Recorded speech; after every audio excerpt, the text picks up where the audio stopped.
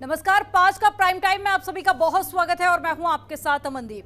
ज्ञानव्यापी का दरवाजा खुलकर रहेगा और वो हर राज भी खुलेगा जो ज्ञानव्यापी में व्याप्त है। जी हां, कोर्ट में लंबी जद्दोजहद, खींचतान और सुनवाई पर के बाद में कई सुनवाई हुई और उसके बाद में कोर्ट ने अपना रुख स्पष्ट कर दिया। जिस पर 1 महीने पहले था कोर्ट, यानी कि ज्ञानव्यापी का सर्वे होकर रहेगा और इस बार कोर्ट ने एक कमिश्नर के साथ साथ 2 सहायक भी नियुक्त किए हैं जो कि सर्वे में अपनी भूमिका निभाएंगे। अदालत ने इस मामले में 17 मई को सर्वे रिपोर्ट मांगी है, यानी कि इससे पहले सर्वे पूरा करना होगा। कोर्ट ने कहा है कि सर्वे में बाधा डालने वाले लोगों पर भी कार्रवाई की जाएगी और कोर्ट ने ऑर्डर दिया है कि सुबह 8 बजे से लेकर 12 बजे तक चप्पे चप्पे पर सर्वे किया जाएगा। इस दौरान कमिश्नर अजय मिश्र के साथ सहायक कमिश्नर विशाल और अजय प्रताप भी मौजूद रहेंगे। आपको बता दें कि पिछले महीने भी कोर्ट ने ज्ञानव्यापी परिसर के सर्वे को लेकर कमिश्नर नियुक्त करने का निर्देश दिया था, जिसके बाद में कोर्ट ने सर्वे के लिए 3 दिन मुकर्रर किए थे, लेकिन मुस्लिम पक्ष के विरोध के चलते सर्वे नहीं हो सका था और मुस्लिम पक्ष इस मामले में कमिश्नर बदलने की मांग को लेकर फिर से कोर्ट पहुंच गया। अगर इस मामले के इतिहास की बात करें तो 5 महिलाओं ने कोर्ट में याचिका दायर कर ज्ञानव्यापी मस्जिद के पीछे वाले हिस्से में मां श्रृंगार गौरी की पूजा और दर्शन करने की मांग की थी। साथ ही उन्होंने प्लॉट नंबर 9130 के निरीक्षण और वीडियोग्राफी की भी मांग की थी, जिसे मंजूर करते हुए कोर्ट ने निरीक्षण और उसकी वीडियोग्राफी करने के आदेश दिए थे और फिर एक बार कोर्ट ने वही रुख कायम रखा है। साथ ही साथ सख्ती के साथ ही कार्रवाई करने के भी आदेश दिए हैं। अब देखने वाली बात होगी कि ज्ञानव्यापी का इस बार सर्वे पूरा होगा या फिर से बवाल होगा, और सर्वे पूरा हुआ तो कौन कौन से राज खुलेंगे। अजय कुमार के साथ 2 और एडवोकेट कमिश्नर नियुक्त हुए हैं और ये कार्रवाई 17 मई के बीच संपादित करानी है, जिसमें प्रदेश का शासन, जिला प्रशासन, पुलिस कमिश्नरेट इत्यादि का सहयोग ज्ञानव्यापी मस्जिद से लगा प्रत्येक भाग में यह कार्रवाई संपादित होगी। 17 मई के पूर्व ही इसको सबमिट करना न्यायालय के समक्ष।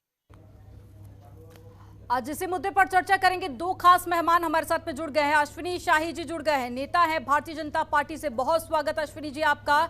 और साथ ही शोएब और रहमान जुड़ गए हैं, इस्लामिक स्कॉलर हैं। शोएब जी आपका भी बहुत स्वागत है जनतंत्र टीवी में। और सबसे पहला मेरा आपसे सवाल कि एक बार फिर से कोर्ट ने यह साफ कर दिया कि ताले खोलकर या फिर तोड़कर, लेकिन सर्वे तो होकर रहेगा। अब आपका क्या रिएक्शन?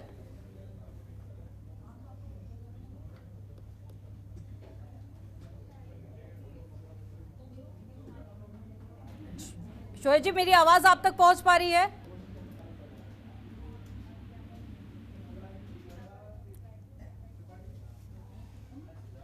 शोएब जी, अगर मेरी आवाज आप तक पहुंच पा रही है तो प्लीज रिस्पॉन्ड कीजिए। ठीक है, शोएब जी तक मेरी आवाज नहीं पहुंच पा रही है। अश्विनी जी, आज फिर कोर्ट ने यह स्पष्ट कर दिया है कि आगे सर्वे होगा, इसको लेकर तारीख भी दे दी गई है और साथ ही अगर कोई इसमें खलल डालता है तो उस पर कार्रवाई भी की जाएगी। आपका क्या कहना? अमनदीप जी, कोर्ट का बड़ा ही सराहनीय फैसला है, क्योंकि माननीय कोर्ट ने पिछली बार भी जो फैसला दिया था वो इसी तरह का था, लेकिन दिन रात टेलीविजन चैनल पर, अखबारों में, देश के चौराहों पर संविधान की दुहाई देने वाले कुछ तथाकथित नेताओं और कुछ लोग, मुस्लिम जो धर्म गुरु हैं, मौलाना हैं, इन लोगों ने कानून की अवहेलना की, न्यायालय की अनुपालन नहीं किया। आज कोर्ट ने इनको अवमानना का दोषी नहीं करार दिया, जबकि एक बार इसको चांस भी दिया इन लोगों को कि इस बार आपको कुछ भी रोक टोक नहीं करना। पिछली बार कह रहे थे कि यहां नहीं जाना है, तहखाने तक नहीं जाना है, वीडियोग्राफी का स्पष्ट आदेश नहीं है, लेकिन आज सारे स्पष्ट आदेश आ गए हैं। ताला खोलकर या ताला तोड़कर जहां भी होगा उसकी वीडियोग्राफी होगी, और क्यों, अगर सच है तो उसको सामने आने दिया जाए। क्योंकि एक तरह से देखिए, कुछ जो मौलाना लोग हैं उन लोगों ने पूरे देश के हमारे मुसलमान भाइयों को भी बरगला कर रखा है। वहां पर अगर हिंदू देवी देवताओं के विग्रह पाए जाते हैं, अगर श्रृंगार गौरी के आगे भी कुछ है, तो वहां पर नमाज पढ़ना वैसे ही असंवैधानिक इन लोगों के लिए है, नापाक हो जाता है कि वहां पर नहीं पढ़ा जाता है। तो क्यों आखिर वहां पर उस मंदिर पर, जिसका नाम ही ज्ञान वापी है, ज्ञान वापी कोई मुस्लिम नाम नहीं हो सकता है। आप कभी भी उठाकर देख लीजिए, ज्ञान शब्द वहां नहीं, वो तालीम होता है वहां। तो ज्ञान वापी जो है वो अपने आप में ये प्रदर्शित करता है कि वो हिंदुओं का मंदिर रहा होगा। इसमें लोग मस्जिद बनाकर पूजा कर रहे हैं, जबकि साल में एक दिन श्रृंगार गौरी की पूजा करने की इजाजत वहां भी है। तो अब सरकार ने जो करना था अपना, सरकार का तो इन लोगों ने सुनना नहीं था।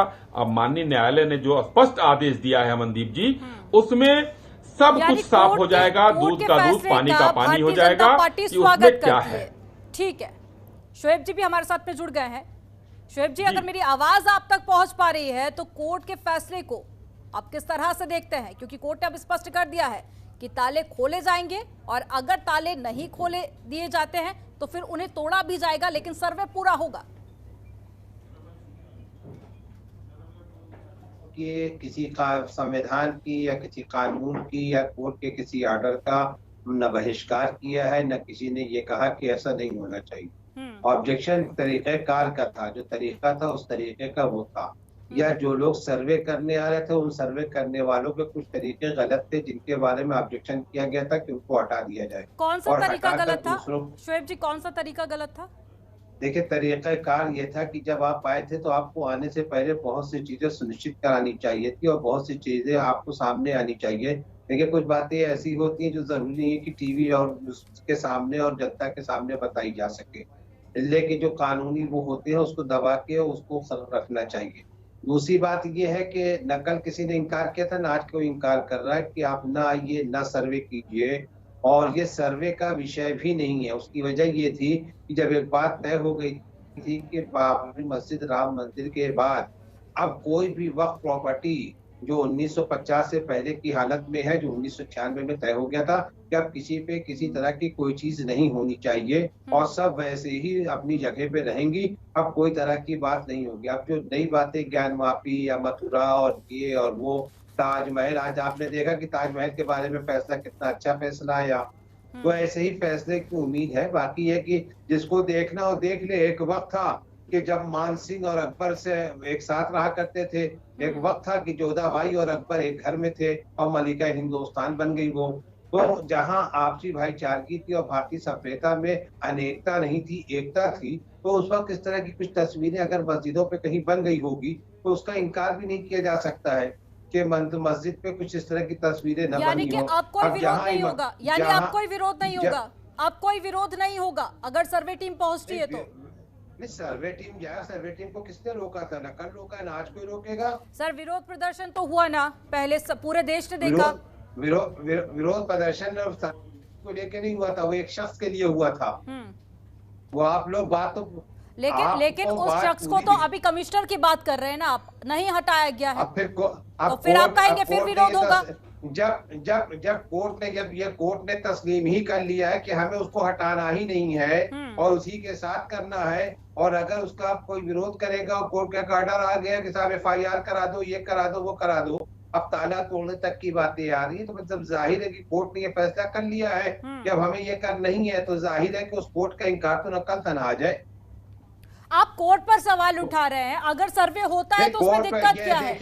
आप जिस टोन में बात कर रहे हैं कि कोर्ट ने ये डिसाइड कर लिया है, बातें होती हैं। आदमी कोई आप जब सवाल करेंगी तो उसका आदमी जवाब देगा, उस जवाब को आप ये बिल्कुल मत समझिए कि हम कोर्ट की अवहेलना कर रहे हैं या कोर्ट पे सवाल। अगर कोर्ट पे सवाल पहले भी जो विरोध प्रदर्शन हुआ था वो भी कोर्ट की अवहेलना ही था। अश्विनी जी कुछ कहना चाह रहे हैं, उनको सुन लेते हैं। ठीक है सर, आगे मौका दूंगी मैं आपको बोलने का। हमेशा हुआ है, विरोध का किसने इनकार किया है? लेकिन अब तो विरोध नहीं होगा ना, ये तो स्पष्ट कीजिए कि अगर अब सर्वे टीम वहां पर पहुंचती है तो अब किसी तरह का विरोध नहीं होगा। आप ये बताइए कि मैं क्या वहां बैठा तो हूं नहीं कि मैं इस बात को स्पष्ट करूं कि वहां विरोध नहीं होगा? यानी कि आप कोई जिम्मेदारी नहीं ले रहे? भाई मैं कैसे जिम्मेदारी ले लूं? मैं वहां की अंजुमन कमेटी का मेंबर भी नहीं हूं कि मैं उसकी जिम्मेदारी लूंगा। मैं तो यहाँ पे आपका पर्सनल स्टैंड क्या है, वो ही आपका पर्सनल स्टैंड क्या है वो तो स्पष्ट कीजिए ना।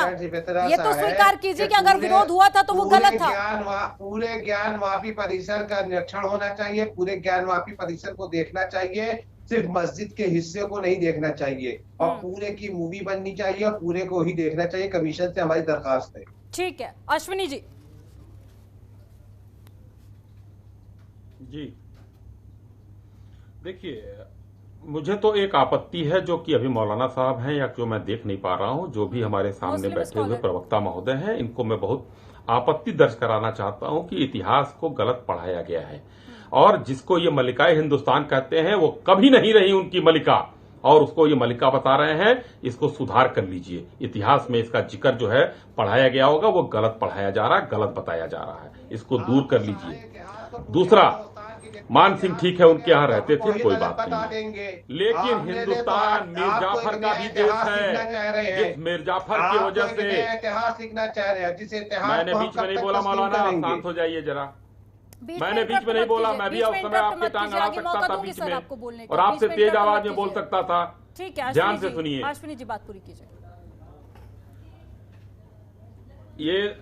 ये देश मीर जाफरों का भी है जो हिंदुस्तान में रहकर हिंदुस्तान से गद्दारी कर रहे थे। ये जयचंदों का भी देश है, लेकिन ये मौलाना जो लोग वहां पर ज्ञान वापी मस्जिद के अंदर विरोध कर रहे थे, अभी देखिए हमारे सामने के प्रवक्ता महोदय ने कहा है कि ताजमहल पर बहुत बढ़िया न्यायालय ने फैसला दिया और यहाँ के न्यायालय को इन्होंने कह दिया कि न्यायालय ने तो तय ही कर लिया है।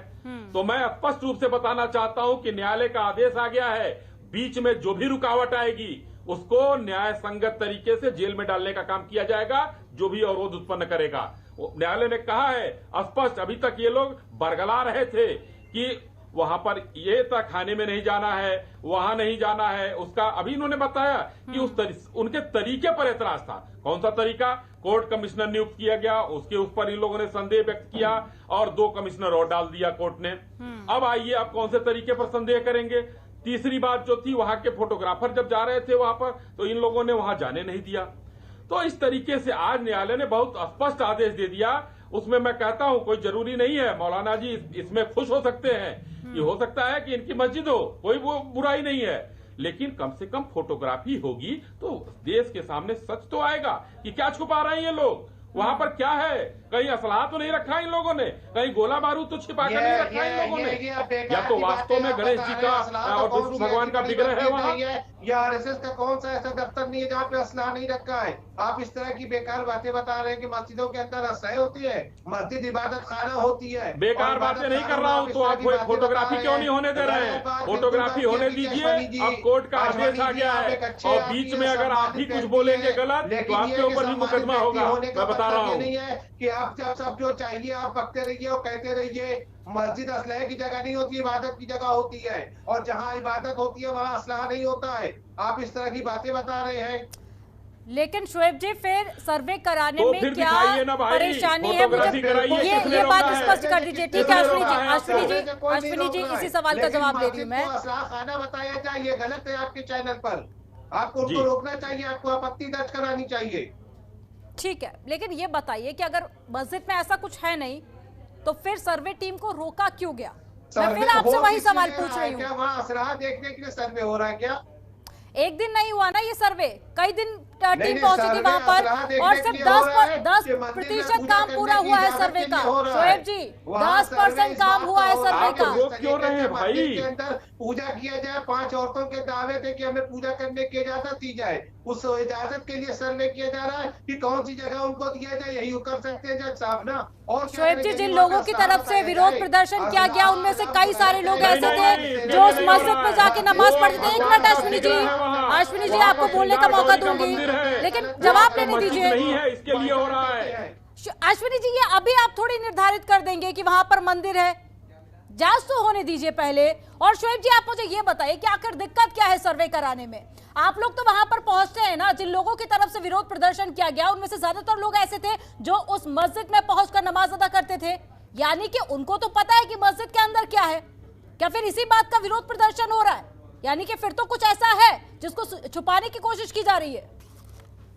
ये आप समझ रही हैं, ये आपके जुमले हैं, आपकी जुबान है, जिसको आप चाहे कह ले, जो जुमला चाहे इस्तेमाल करें, मुझे उस पर आपत्ति नहीं है कि उसमें कुछ तो है कुछ नहीं है। ये सारी बातें उस वक्त स्पष्ट हो जाएंगी जब सर्वे हो जाएगा। लेकिन जब सर्वे हो जाएगा फिर हम लोग बैठ जाएंगे। सर्वे होगा तब तो निकलकर सामने आएगा कि आखिर मस्जिद के सर्वे अंदर ऐसा होगा, क्या है? सर्वे- जब टीम पहुंचती है सर्वे होगा, विरोध सर्वे प्रदर्शन से शुरू किसी कर ने दिया होगा, जाता सर्वे है। होगा।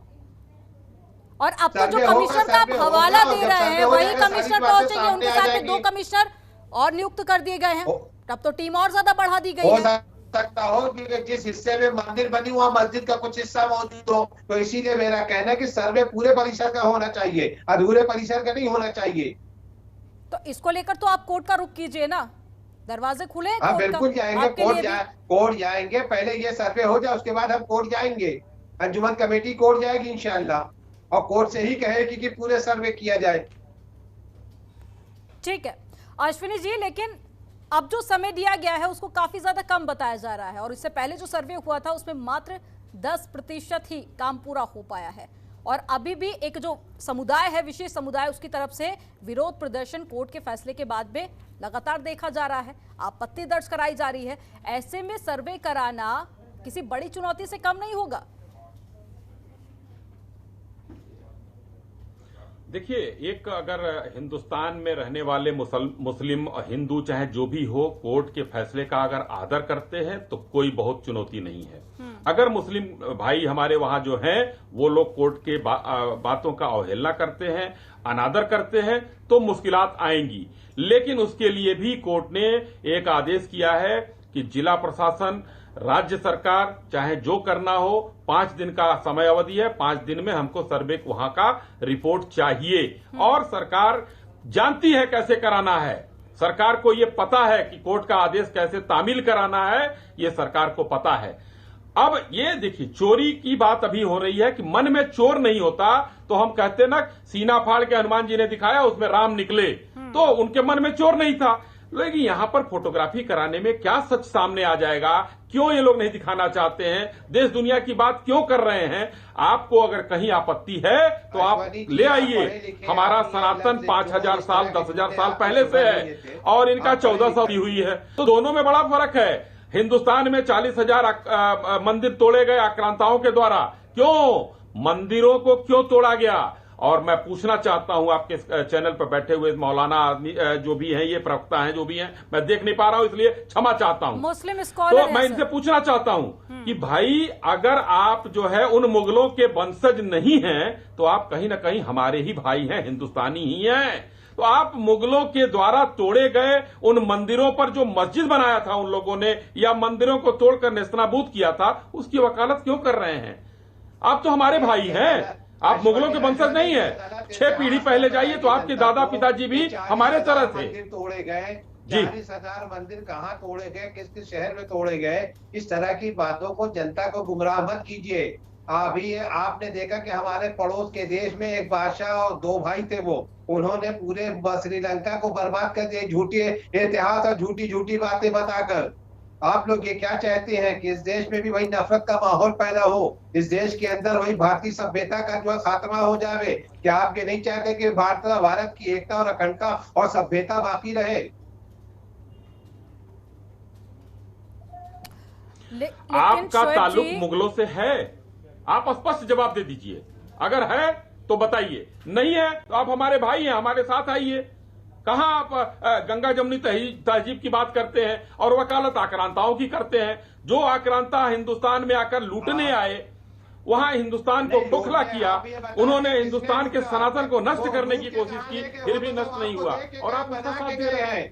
ठीक है, आइए आज हमारे ठीक है हाथ मिलाइए। जवाब ले लीजिए, 6 पीढ़ी पहले आप भी हिंदू थे। लूटा क्या है? ताजमहल आपको दे, जिससे करोड़ों रुपए हम क्या कमा रहे हैं? उन्होंने वो दे दिया, कुतुब मीनार दे दिया, लाल किला दे दिया, सारी चीज तो यही छोड़ कर गए, यही दफन हो गए। वो लूट के कहाँ गए? आप गलत इतिहास बता रहे हैं, कहाँ लूट के गए हैं? ठीक है, कहीं लूट के गए, कहीं अमनदीप देश जी, को छोड़ के चले जिस गए। देश में मुगल आक्रांताओं का इस तरीके से बखान और महिमा मंडन किया जाएगा, उस देश में ये मीर जाफरों का देश है, और हमारे सामने बैठे हुए मौलाना मीर जाफर हैं। आज जो जिस तरीके से उस आक्रांताओं का जो बयान कर रहे हैं, बखान कर रहे हैं, वो कह रहे हैं लूटने नहीं आए थे, हिंदुस्तान को लूट कर खोखला कर दिया, सोने की चिड़िया हुआ करती थी भारत देश हमारा, भारत माता। आज भी जो है हम क्या रहते, आज हमारी जीडीपी क्या रहती उस समय, लेकिन उसके बाद भी आज ये महिमा मंडन कर रहे हैं उन आक्रांताओं का। तो मैं इनको मिर्जाफर की संज्ञा दूंगा कि ये व्यक्ति मिर्जाफर है और इनके सहयोगी सारे मिर्जाफर। ठीक है। जरूरत है। कोविड में 2 साल लोग तबाह हो चुके हैं। अश्विनी जी एक सवाल का जवाब दीजिएगा। ठीक है शोएब जी, आगे आपको मौका दूंगी। ठीक है सर, की जरूरत नहीं है। ठीक है, आगे आपको मौका दूंगी बोलने का। शोएब जी, इस देश में छोटे से छोटा एग्जाम या फिर यूपीएससी की भी अगर कोई तैयारी करता है तो उसमें मुगलों का महिमा मंडल पढ़ाया जाता है, इसकी जानकारी होगी सर आपको। आपकी सरकार 7 साल से केंद्र में है, उसके बाद में उत्तर प्रदेश में भी है, तो क्यों नहीं अभी तक सिलेबस बदला किया? महिमा मंडल पढ़ाने का तो अभी की ये बात नहीं है, काफी समय पहले से ही चल रहा है ना ये तो। बहुत ही बढ़िया। जी मैं एकदम जवाब देता हूं। बहुत ही बढ़िया सवाल किया आपने और इसका जवाब ये है, उत्तर प्रदेश की मैं बात करना शुरू करता हूं, यहीं से शुरुआत हुई है। आज तक हमको इतिहास में अकबर के द्वारा महाराणा प्रताप को हराने का वर्णन पढ़ाया जाता था। महाराणा प्रताप हमारे सिलेबस में नहीं हुआ करते थे। अब अकबर की और जो बाबर का वो पुराना जो आक्रांताओं का पढ़ाया जाता था वो सिलेबस से हटाया जा रहा है उत्तर प्रदेश में। मैं आपको बहुत स्पष्टता से कह रहा हूँ, महाराणा प्रताप को पढ़ाया जा रहा है कि अकबर कभी हरा नहीं पाया उनको। ये पढ़ाया जाता था हम लोगों को कि अकबर ने हराया था। जहाँ पर सिलेबस में कुछ और पढ़ाया जाता है। देखिए बदलाव की जरूरत है, ये बात आपको भी माननी होगी। मेरे पास वक्त की कमी है कि कर आप दोनों से फाइनल कमेंट होगी शुरुआत में मैं। ठीक है शोएब जी, आपका एक फाइनल कमेंट। देखिए वहां पे जब वो होनी चाहिए, सर्वे होना चाहिए। सर्वे पे कोई तरह की वो नहीं है, सर्वे होना चाहिए और मुसलमानों को खुल के सर्वे कराना चाहिए। ठीक है यार, अब मुझे एक बात थोड़ा स्पष्ट कर दीजिए, विरोध प्रदर्शन जैसी स्थिति तो नहीं होगी ना? क्योंकि आपने कहा कि आगरा को लेकर फैसला काफी अच्छा था, यानी कि कोर्ट के फैसले का तो सर स्वीकार कीजिए ना आप लोग। अगर कुछ नहीं है तो फिर सर्वे होना चाहिए और उसमें विरोध जैसी कोई बात नहीं है। दोनों फैसले को एक्सेप्ट किया है, ज्ञान वापी के भी फैसले को एक्सेप्ट किया है और ताजमहल के भी फैसले को भी एक्सेप्ट किया है। और ये बड़ी अजीब बात है कि 2 फैसले अलग अलग है, एक ही नजरिए के हैं, लेकिन ये फैसले में दोनों जज अलग अलग थे, इसलिए फैसले भी अलग अलग बुनियादों पर आए हैं। एक जगह से इनकम जुड़ी है, एक जगह से इनकम नहीं जुड़ी है। अब आप यहाँ पर जज पर सवाल उठा रहे हैं, अब आप कोर्ट पर सवाल उठा दीजिए। आप पक्ष पर सवाल उठाइए। आप लोग हर बात को कोर्ट पर सवाल बताने लगती हैं। सबसे बड़ी परेशानी ये हो जाती है कि आप खुद ही जज बन जाती हैं। अगर आप इस तरह की बात करेंगे तो सवाल उठेंगे सर। अगर आप इस तरह की बात करेंगे तो सवाल बिल्कुल पूछे जाएंगे। अगर आप कोर्ट पर सवाल उठाते हैं तो बिल्कुल, न्यायपालिका पर अगर आप सवाल उठाएंगे तो बिल्कुल सवाल आप पर भी उठेंगे। ठीक है अश्विनी जी, आपका फाइनल कमेंट। सर मेरे पास वक्त की कमी है, मैंने आपको बोलने का मौका दिया। अश्विनी जी फाइनल कमेंट आपका। दोनों फैसले बहुत बेहतर थे, वो अपने अंदाज के फैसले थे, ये अपने अंदाज के फैसले हैं और हम दोनों फैसले की सराहना करते हैं। मानेंगे सर। मैं विनम्र आग्रह करूंगा मुस्लिम कमेटियों से, अंजुमन कमेटी चाहे जो भी कमेटी वहां है, कि कोर्ट के आदेश की पालना होने दिया जाए। अगर जो सच है, अगर वीडियो फोटोग्राफी होता है तो जो सच है वो सामने आएगा। हो सकता है आपके पक्ष में हो सकता है हमारे पक्ष में हो। सच को सामने लाने के लिए माननीय कोर्ट ने यह फैसला दिया है, उसको आने दिया जाए। उसके बाद ये चीजें हमेशा के लिए बंद भी हो सकती हैं और खुल भी सकती हैं। ये तो सच सामने आने के बाद है कि ज्ञान वापी का सच क्या है वो देश के सामने आए। और इसके लिए ये बेहद जरूरी है कि सर्वे हो और रिपोर्ट आए, उसके बाद ही जो स्थिति है और तस्वीर है वो पूरी तरह से स्पष्ट हो पाएगी। आप दोनों मेहमानों का हमारे साथ में जुड़ने के लिए, चर्चा में शामिल होने के लिए बहुत शुक्रिया। तो अब रिपोर्ट का इंतजार है और इसका जो समय है वो काफी कम दिया गया है, क्योंकि अभी तक 10% काम हो पाया है, 90% बाकी है और 17 तारीख को ये रिपोर्ट पेश की जाएगी। फिलहाल इस डिबेट में इतना ही। आप देखते रहिए जनतंत्र टीवी। खबरों के निष्पक्ष विश्लेषण के लिए सब्सक्राइब करें Jantantra TV and press the bell icon. Never miss any update.